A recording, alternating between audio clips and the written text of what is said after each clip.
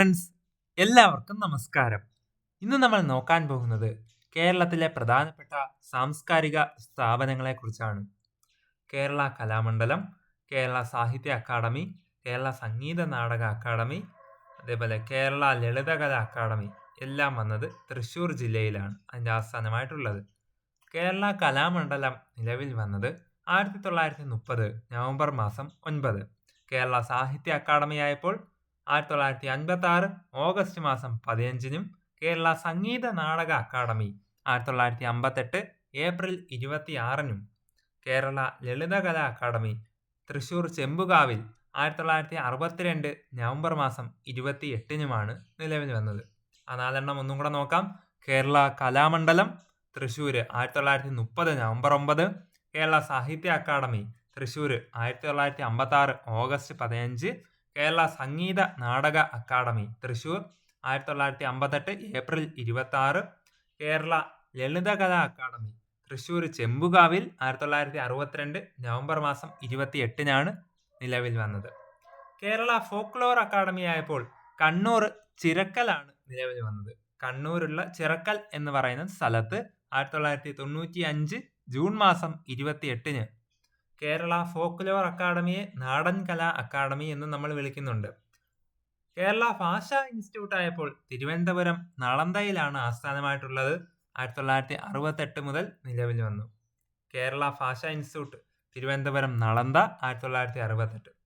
Kerala folklore academy Kannur Chirakkal 1995 June മാസം 28-നാണ് നിലവിൽ വന്നത്.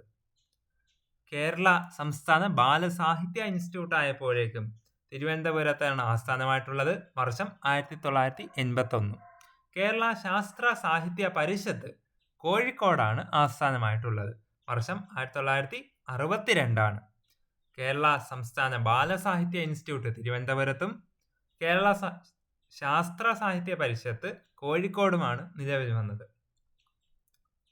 സംസ്ഥാന ചലച്ചിത്ര അക്കാദമിയുടെ ആസ്ഥാനം തിരുവനന്തപുരം. 1998 മുതലാണ് സംസ്ഥാന ചലച്ചിത്ര അക്കാദമി പ്രവർത്തനം ആരംഭിച്ചത്. മലയാള മിഷന്റെ ആസ്ഥാനവും തിരുവനന്തപുരം തന്നെയാണ്. തിരുവനന്തപുരത്തുള്ള തൈക്കാട് എന്ന് പറയുന്ന സ്ഥലം. വർഷം 2009. ഭാരത് ഭവന്റെ ആസ്ഥാനം തിരുവനന്തപുരം തൈക്കാട് തന്നെയാണ്.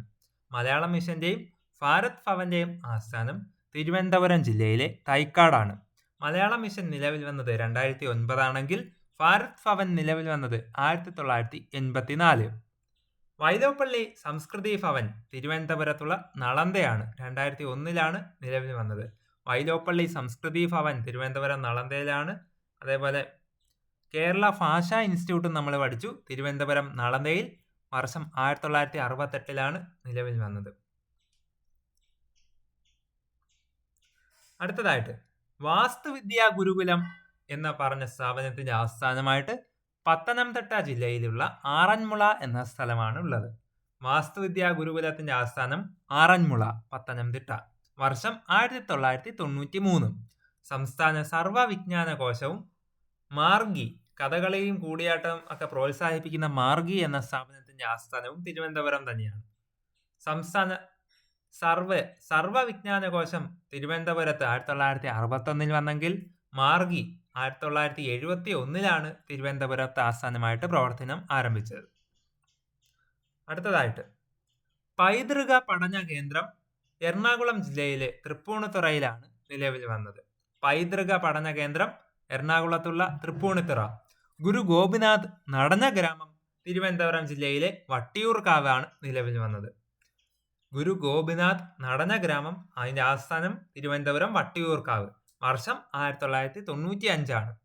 ഗുരു ഗോപിനാഥ് നടന ഗ്രാമത്തിന്റെ വർഷം 1995 മുതലാണ് പ്രവർത്തനം ആരംഭിച്ചത്.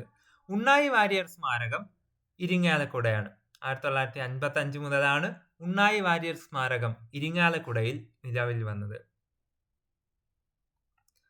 നമുക്കെല്ലാം ജസ്റ്റ് ഒന്നുകൂടെ ഒന്ന് പറഞ്ഞു നോക്കിയാലോ? മനസ്സിലുണ്ടോ എന്ന് നോക്കാം. Kerala Kalamandalam, Kerala Sahitya academy, Kerala Sangeetha Nataka academy, Kerala Lalithakala academy. ഇതിൻ്റെ 4ന്റെയും ആസ്ഥാനം തൃശ്ശൂർ ജില്ലയാണ്. Kerala Kalamandalam 1930 November 9, Kerala Sahitya academy 56 August 15, Kerala Sangeetha Nataka academy 58 April 26, Kerala Lalithakala academy Thrissur ചെമ്പുകാവിൽ 1962 നവംബർ 28-നുമാണ് നിലവിൽ വന്നത്.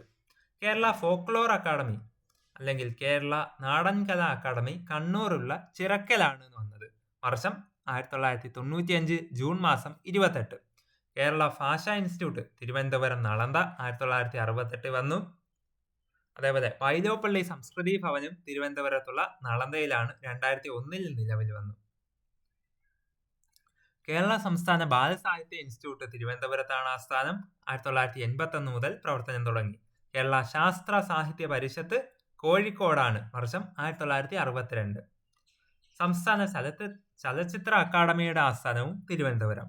1998 സംസ്ഥാന ചലച്ചിത്ര അക്കാദമി പ്രവർത്തനം ആരംഭിച്ചത്. മലയാള മിഷന്റെയും ഭാരത് ഭവനിന്റെയും ആസ്ഥാനം തിരുവനന്തപുരത്തുള്ള തൈക്കാട് എന്ന സ്ഥലമാണ്. മലയാള മിഷൻ 2009, ഭാരത് ഭവൻ 1984 നിലവിൽ വന്നത്. വാസ്തുവിദ്യാ ഗുരുകുലത്തിന്റെ ആസ്ഥാനം പത്തനംതിട്ട ജില്ലയിലെ ആറന്മുള. വർഷം 1993. സംസ്ഥാന സർവവിജ്ഞാന കോശം മാർഗി ഇതിന്റെ എല്ലാം ആസ്ഥാനം തിരുവനന്തപുരം ജില്ലയാണ്.